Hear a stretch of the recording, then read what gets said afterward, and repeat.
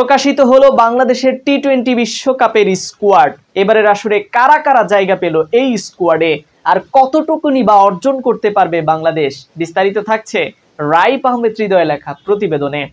2007 টি-20 বিশ্বকাপে যে ট্রেনে উঠেছিলেন সাকিব, 8 আসর পেরিয়ে নবম আসরেও চলছে তার বগি। সবকটি আসরে খেলা একমাত্র বাংলাদেশি ক্রিকেটার হতে যাচ্ছেন তিনি। সাকিবের মতো আরও একজন এই তালিকায় নাম উঠতে যাচ্ছে, ভারতের অধিনায়ক রোহিত শর্মা। বিশ্বকাপের সব কয়টি আসরে খেলা অনন্য রেকর্ড বুকে থাকবেন অধিনায়ক সাকিব এবং রোহিত। বাংলাদেশ দলে এবার কারা কারা থাকবেন সেটাই এবার জেনে নেয়ার চেষ্টা করা যাক। এরপর 25 মের মধ্যে স্কোয়াড পরিবর্তন করা যাবে যে কোনো কারণ ছাড়াই। চোট থেকে পুরোপুরি সেরে না ওঠায় সৌম্য সরকারকে প্রথম 3 টি-20তে রাখা হয়নি, তবে বিশ্বকাপ বিবেচনায় তিনি পুরো দমেই আছেন। সেক্ষেত্রে স্কোয়াডে থাকা 3 ওপেনারের একজনকে বাদ পড়তে হবে। লিটন কুমার দাসের সঙ্গে তানজিদ হাসান তামিমকে প্রথমবার টি-20তে ডাকা হয়েছে। এছাড়া ঢাকা লিগে ভালো করায় ফেরানো হয়েছে পারভেজ হোসেন ইমনকে। সৌম্যকে বিশ্বকাপ দলে রাখতে হলে তানজিদ বা ইমনের দুজনের একজনকে বাদ পড়তে হবে।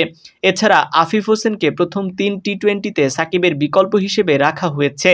সাকিব ফিরলে তার বিশ্বকাপ দলে থাকার সম্ভাবনাও ক্ষীণ। জিম্বাবুয়ের বিপক্ষে স্কোয়াডে সাইফ উদ্দিনকে নিয়ে রয়েছে 4 পেসার, তাসকিন, শরীফুল, তানজিদ।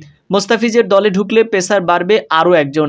সেক্ষেত্রে স্কোয়াডে থাকা একজন পেসার কমিয়ে মোস্তাফিজকে নেওয়া হবে নাকি কোনো স্পিনারকে বাদ দিয়ে পেসার বাড়ানো হবে তা দেখার বিষয়। শেখ মেহেদীর সঙ্গে স্কোয়াডে আছেন রিশাদ হোসেন ও তানভীর ইসলাম। মাহদি ও রিশাদ টি-20 নিজেদের জায়গা ধরে রেখেছেন। সাকিব ফিরলে বাহাতি স্পিনারের অভাব পূরণ হবে। সেক্ষেত্রে তানভীরের বিশ্বকাপের একাদশে থাকার সম্ভাবনা নেই বললেই চলে। শোনা যাচ্ছে জিম্বাবুয়ের বিপক্ষে প্রথম টি-20 বিশ্বকাপে যে 15 জনের স্কোয়াড দিয়েছিল বিসিবি, সেখানে কেবল 3 পরিবর্তন এনে বিশ্বকাপের দল দেবে বিসিবি। সাকিব, মোস্তাফিজ ও সৌম্য সরকার। বাদ পড়বে তানভীর, আফিফ ও ইমন বা তানজিদ। এর বাইরে খুব একটা পরিবর্তনের সম্ভাবনা নেই। বিশ্বকাপের আগে বাংলাদেশ যুক্তরাষ্ট্রে 3 ম্যাচের টি-20 সিরিজ খেলবে।